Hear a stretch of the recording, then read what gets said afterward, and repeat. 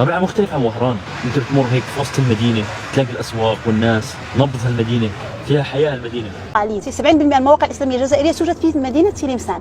كنز النقدي المكتشف ببلدية عين غرابة. هنا مجموعة من القطع النقدية اللي مضروب بها مدينة العرايش عام 1180 على الوجه والظهر. لدينا قطعة نقدية مضروبة بمدينة مراكش عام 1184. خريطة لجميع المدن المضروبة بهذه القطع.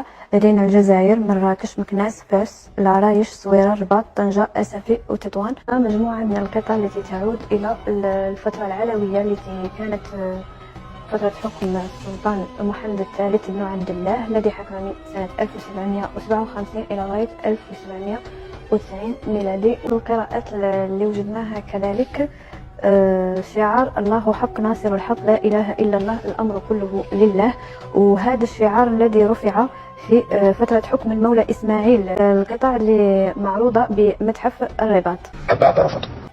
الجمهورية الجزائرية تعترف من جهتها أن مشكلة الأراضي التي أقرت فرنسا حدودها بصفة جائرة سيتوصل إلى حل في شأنها عن طريق المفاوضات بين حكومة المملكة المغربية وحكومة الجزائر عندما تحصل الجزائر على